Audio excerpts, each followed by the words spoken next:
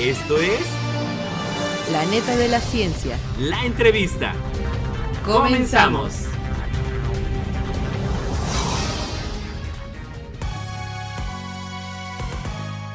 Hola, ¿qué tal amigos? ¿Cómo están? Bienvenidos a la entrevista de La Neta de la Ciencia. Les saluda Edgar Jiménez desde Radio y Televisión Universitaria, saludando al buen Lalo Carrillo en los controles. Y el día de hoy un tema por demás interesante en la entrevista. Ya pasó media hora que usted se estuvo informando de lo que acontece en el mundo, en México y en San Luis Potosí en cuanto a ciencia, tecnología e innovación. Y bueno, pues también enfocamos temas de la voz de la gente que construye el conocimiento en nuestro querido San Luis Potosí, en un México lleno de retos, lleno de oportunidades, lleno de transiciones. Y bueno, el día de hoy le quiero dar la más cordial bienvenida al doctor Enrique Delgado López. Él está adscrito a la Facultad de Ciencias Sociales y Humanidades en periodo pasado, precisamente en la Universidad Autónoma. Él, pues bueno, estuvo al frente de esta facultad, de la máxima casa de estudios, y bueno, pues continúa con su labor de investigación. Y fíjese, el día de hoy, y yo quisiera que usted hiciera una reflexión, que usted se sentara un momento y decir, bueno, ¿por qué se deben de investigar las ciencias sociales y las humanidades? Y que precisamente iremos develando.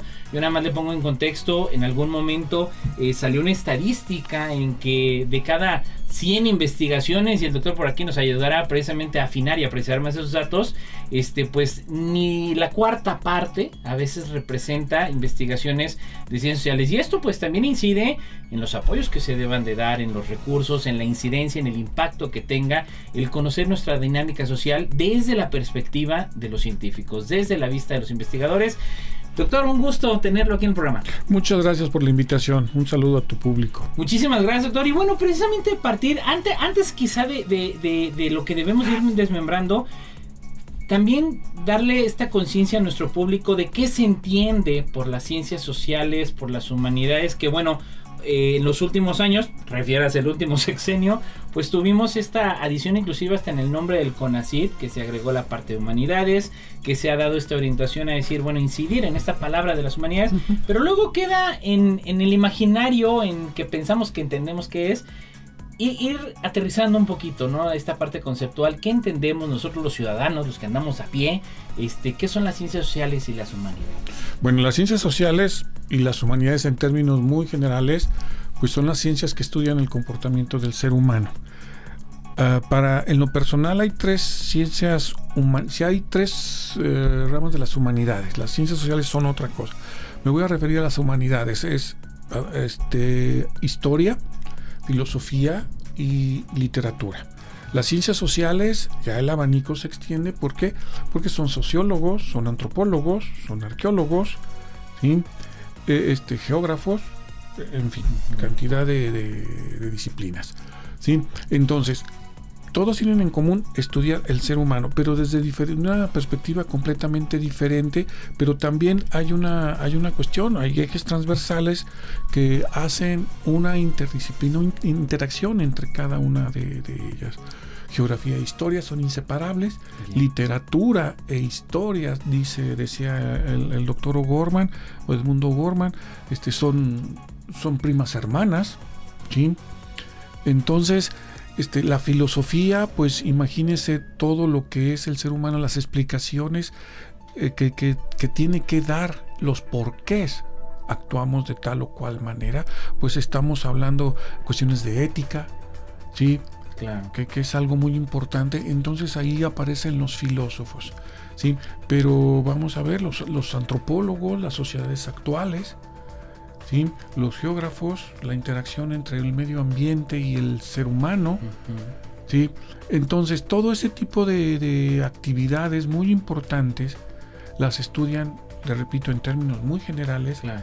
Mi respuesta será así, las ciencias sociales y las humanidades. Okay. Y ahora, en este contexto en nuestro país, digo, de alguna manera, pues así como se impulsan ciertas líneas de investigación, hoy en día pues hemos visto en boga estos temas de inteligencia artificial, sí, etcétera, que de alguna manera, y yo creo que más, no de alguna manera, directamente inciden en la dinámica social. O sea, han venido cambiando la percepción de los empleos, la percepción de la productividad, la percepción de la dinámica social, en decir, bueno, pues ahora mi novia o mi novio es un robot, ¿no? Hecho con IA y ya no es alguien de carne y hueso, y creo que esto se centra específicamente en temas o aristas en donde también entran toda la parte de ciencias sociales y humanidades. Ahora bien, un poquito del contexto en el cual estamos en México en cuanto al desarrollo científico que hay en la rama de ciencias sociales y humanidades. Mire, hay muchos investigadores muy destacados a nivel internacional en todas las ramas de las ciencias sociales y de las humanidades. Sí, grandes literatos, pues lo sabemos perfectamente, historiadores no se diga. Sí, en cada universidad, en cada estado hay una licenciatura en historia. Así y es. tienen personal sumamente capacitado. Filosofía, lo mismo, hay filósofos de primer orden a nivel internacional. ¿Sí? Entonces no hay, sí, que van empujando, van sembrando, van continuando, ¿sí? Pero no tenemos, digamos, tan solo piense usted en el premio Nobel. Hay una categoría para las humanidades solamente, y las otras son científicas. Así es. Sí, estas ciencias duras. Llamadas, las ciencias, ¿no?, duras, sí, pero no por eso quiere decir que las ciencias sociales, las ciencias humanas en México estén atrasadas. Eso no es cierto. Claro. Eso es un punto que no se tiene que poner ni siquiera pensar. Es más, aquí tenemos a la universidad. Eso es una comunidad de ciencias sociales y de humanidades. Hay cerca de 40 profesores muy destacados, ¿sí? Muy destacados, que hacen sus tareas de ciencias sociales, y desde su cubículo más de uno se está comunicando con el mundo entero. Si no es con el mundo entero, sí con Latinoamérica, sí con Europa, sí con Estados Unidos, desde ahí, desde el cubículo. Gracias a la invención que el internet y todo este tipo de cosas que vino a facilitar, que vino a hacer el mundo más pequeño. Claro. Pero se hace investigación, ¿sí? En un congreso, bueno, pues podemos asistir a congresos de manera virtual que se estén llevando en cualquier parte del mundo, ¿sí? Entonces las ciencias sociales tienen un personal que capacita a nuevas generaciones en cualquier ámbito de las humanidades, en cualquier ámbito de las ciencias sociales. Yeah. ¿Sí? Y que bueno, va de la mano con inclusive algo que se incide la máxima casa de estudios, pues bueno, a través de la Facultad de Ciencias Sociales y Humanidades. Existe un centro de investigación público en San Luis, como es el Colegio de San Luis, en el que se sabe que hay una vinculación pues estrecha, que se trabaja junto también con otros colegios, instituciones y facultades, como bien usted atinadamente dice, hay en todo el país, o sea, sí, y que definitivamente México tiene con qué defenderse. Ahora, en este sentido, ¿cuál es la percepción también que ha habido, digo, bajo su liderazgo que también tuvo la facultad durante el periodo en la dirección? ¿Qué es lo que sucede hoy en día con los jóvenes en cuanto al interés que tienen, pues, de orientarse a este tipo de licenciaturas? Digo, yo, de alguna manera, yo recuerdo, siempre me gustó el tema de geografía, y creo que a la fecha, y digo, conociendo, y le mando un gran saludo a la doctora Pati Julio, también un gran saludo a la maestra Heidi Cedeño, que ahora anda por acá por Agenda Ambiental, pero que bueno, también fue una gran impulsora precisamente de la divulgación y difusión de lo que hace la Facultad de Ciencias Sociales, y que bueno, también hay retos, ¿no? Luego uno dice, bueno, vete por donde te pagan, o San Luis Potosí es zona industrial, y espérense, yo en algún momento escuché un egresado de la Facultad de Ciencias Sociales, que le mando un gran saludo al maestro Iracheta, César Iracheta, que dice, a ver, hasta en la industria, o sea, hoy en día existe hasta la cuestión de antropología social, industrial, sí, antropología industrial, que en Detroit, bueno, está al boom ahorita por cuál fue lo que pasó con un Detroit en la época automotriz y ahora.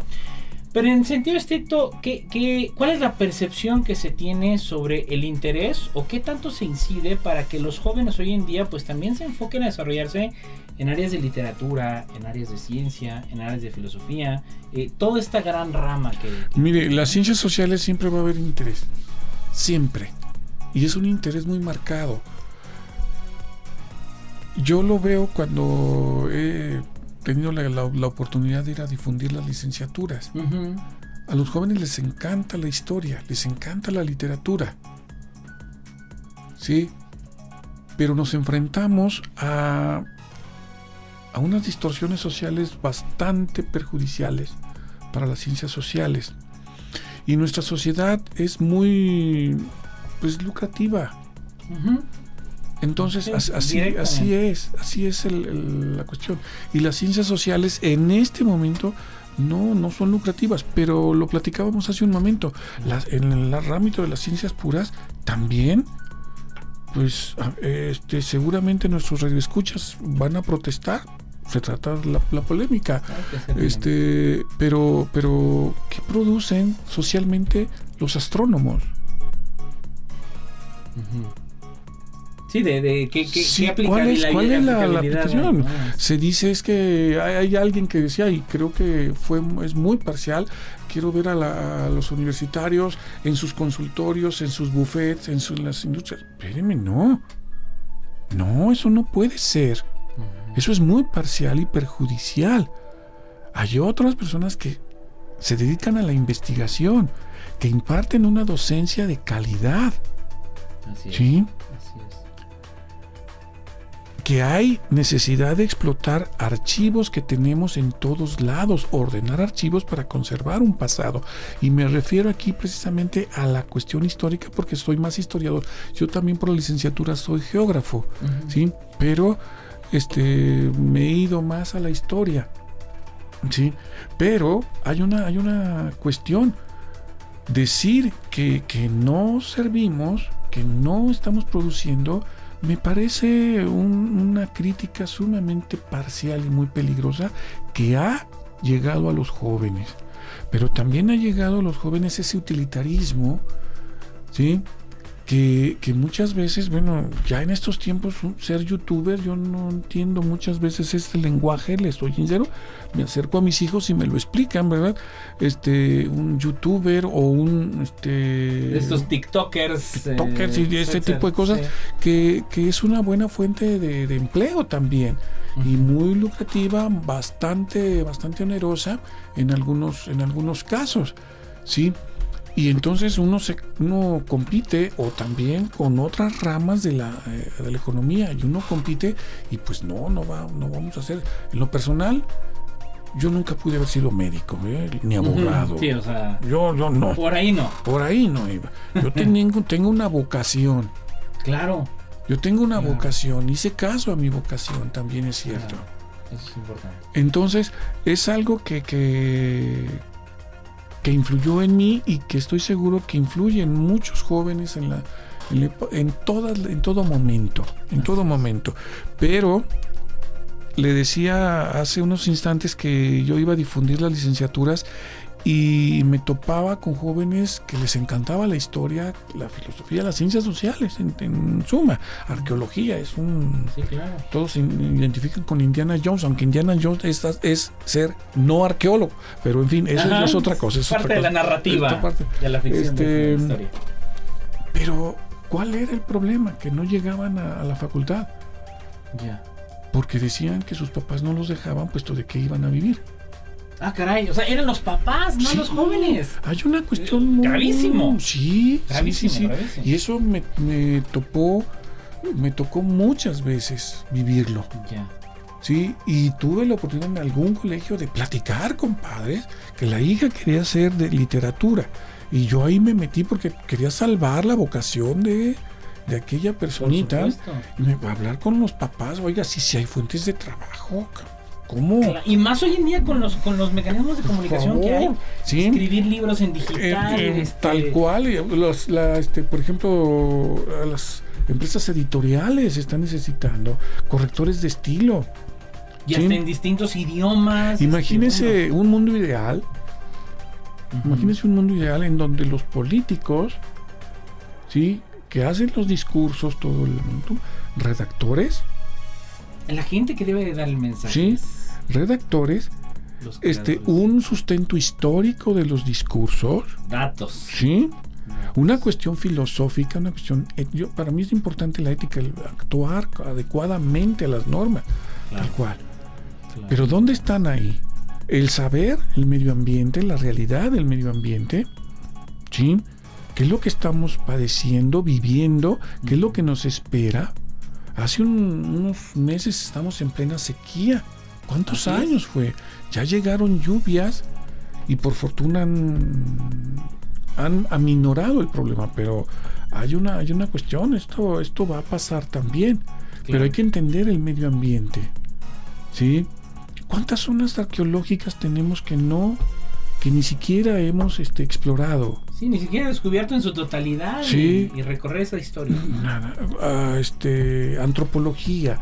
Y lo estoy hablando desde fuera. Ustedes pueden invitar aquí a un antropólogo y le va a dar una cátedra mucho mejor de las palabras breves que le voy a mencionar, pero una antropología urbana, una antropología rural, ¿sí?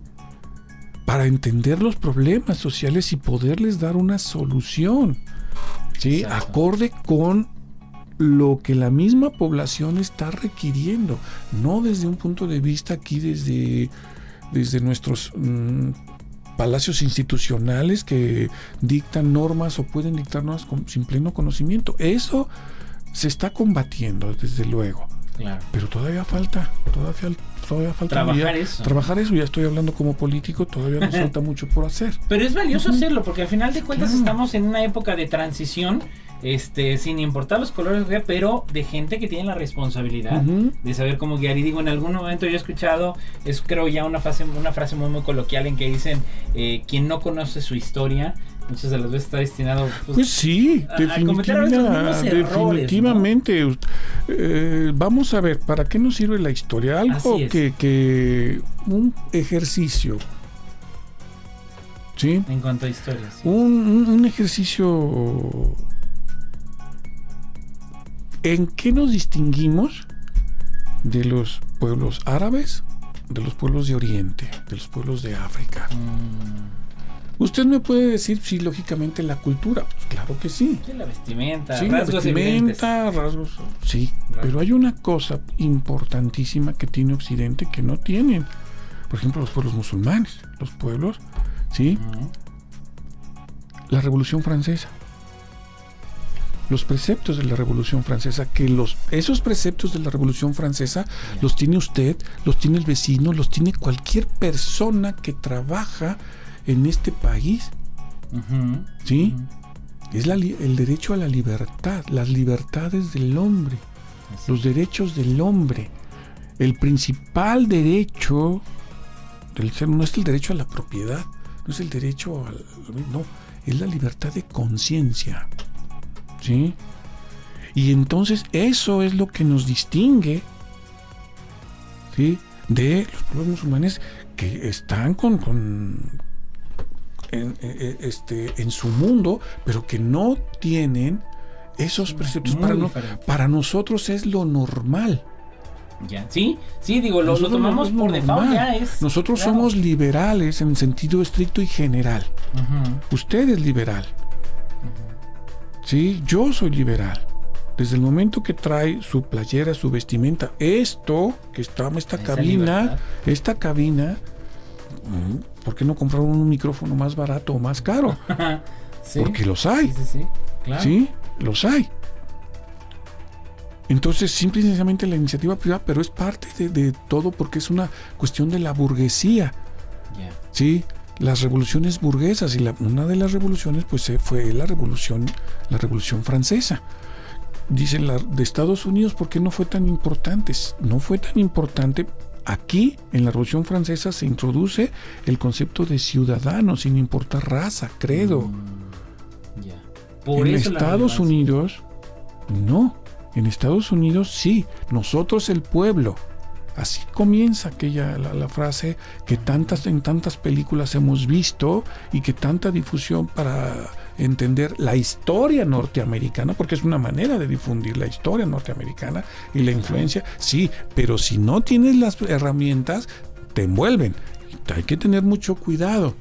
Nosotros el pueblo, pero ¿quién era el pueblo norteamericano en 1774-75? ¿Eran blancos? ¿Eran metodistas? No eran los indígenas y mucho menos la población esclava, que ya era numerosa. La raza negra, sí.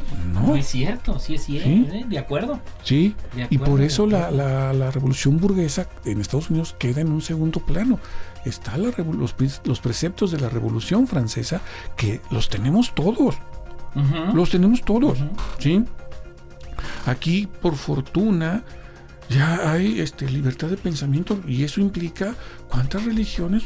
Sin En bronca. el salón de clase jamás decimos, jamás preguntamos qué religión es aquí, tal. Nada. No, ni nos Ningún interesa. problema. Ni nos interesa. Exacto. Sí. Exacto. En los hospitales ahí le preguntan qué tipo de qué es la religión que profesa, y les preguntan por qué. ¿Por qué están esta pregunta? Sí, porque simplemente las cuestiones de donación de sangre en algunas religiones no se permite. Transfusiones de sangre, perdón. Sí, bueno, entonces ya entendí por qué ahí. Porque la pregunta es algo técnico. Sí, y no. sí. Pero Interesante. nosotros no tenemos. Pero eso nos viene de la Revolución Francesa. Porque vamos a celebrar el 16 de septiembre. En la Constitución de Apatzingán, ¿sí? El cura Morelos, que fue uno de los protagonistas allá en nuestra primera Constitución, decía claramente dos fechas importantes que tienen que preservarse para todos los Todo el pueblo. O sea, todo el pueblo. Iba a decir mexicanos, no estábamos diciendo por todo el pueblo, sí, porque México el nombre es totalmente distinto, ¿sí? El 16 de septiembre, que es cuando inicia el proceso de independencia por el cura Hidalgo, así menciona. Así lo cuenta. Y el 12 sí. de diciembre. Ah, caramba. El 12 de diciembre. 12 de diciembre. Sí, es la guadalupana. Sí, claro. Sí, qué raro la guadalupana. Lo estoy hablando históricamente. Que yo no me meto concretos. Aquí mucho cuidado. No, es una cuestión de, ¿sí? de la historia. De la historia. No una cuestión de espiritualidad o de creencia. De la historia. Claro. ¿Sí? Ahí está. Y se está forjando un país. Se forjan los países. Uh-huh. Los países no se forjan con tecnología. Así es. No. No se forjan con micrófonos, no se forjan con los adelantos, no se forjan así. Se forjan con una historia en común, que es lo que nos distingue, o lo que nos une, exactamente lo contrario, al de Sonora, con el de Yucatán, con el de Chiapas, de Aguascalientes. Nos une una historia en común que nos han inculcado. Esa es una historia oficial, que no la hace. Yo no hago historia oficial, yo hago historia profesional. Para mí los héroes, no. A mí si me pregunta Benito Juárez, mire, ante todo Benito Juárez era un ser humano. Así es. Un ser humano. Y así, aclarado el hecho, yo me sigo por otro lado. Así es. ¿Sí? Concuerdo. Un ser humano. Que Porfirio Díaz hizo no sé qué, que mató. Y es un ser humano. Es quien contó esa historia. Es un ser humano. Tenemos que ser. Y vaya, Porfirio Díaz, bueno, pues todas las principales ciudades del país, los centros de las ciudades del país, las ciudades capitales, tienen mucho que ver con el gobierno de Porfirio Díaz. Y vea, es un traidor.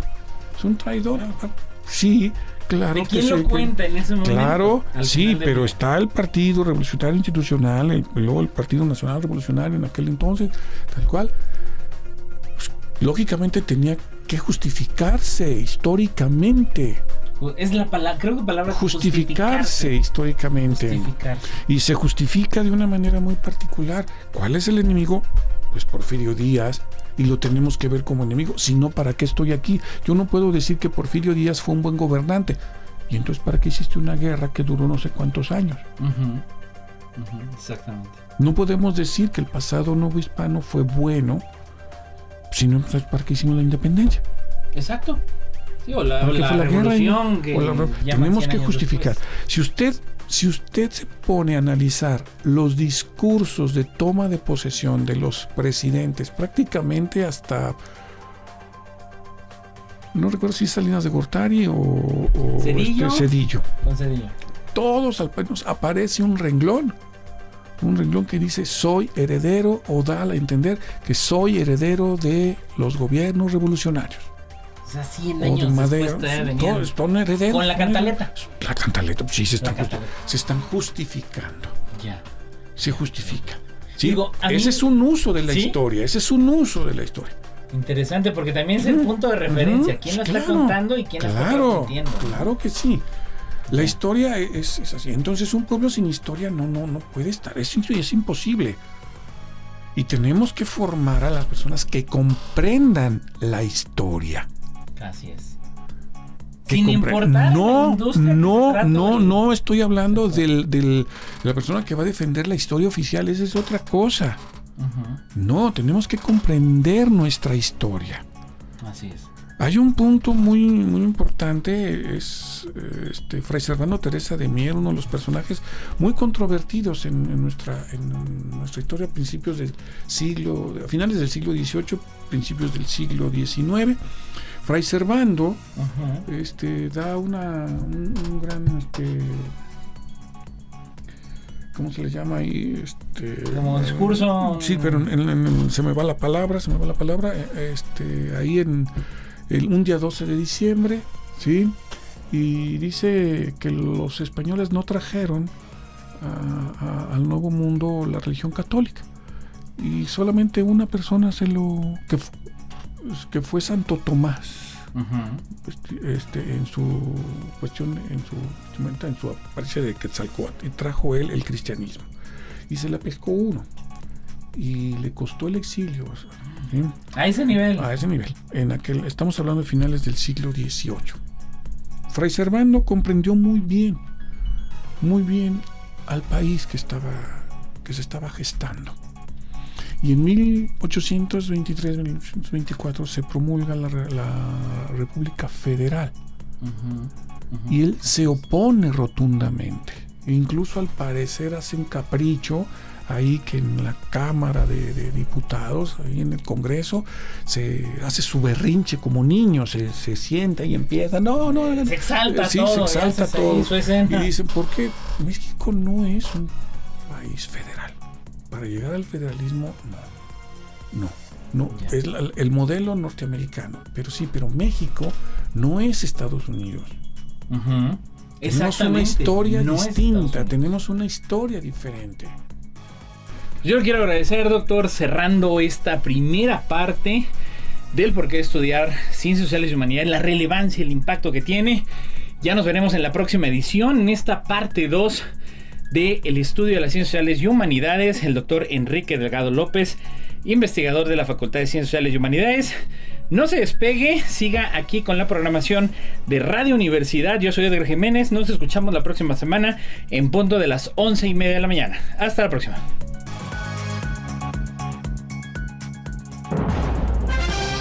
Esto fue La Neta de la Ciencia. La Entrevista. Nos escuchamos en la próxima.